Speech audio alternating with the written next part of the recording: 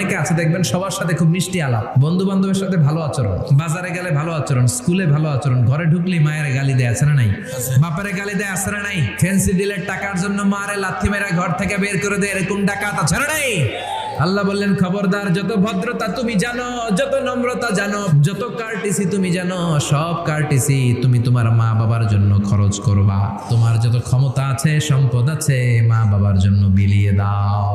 বেতন পেলে টাকাটা আগে মায়ের হাতে দাও, বউরে তো দিবেনি, আগে কিছু মায়ের হাতে দিয়ে। গিফট দিলে আগে মায়ের গিফট দাও, মায়ের হাতে আগে দিলে ওই বেতনের ভেতরে বরকত ঢুকায় দিবে কে?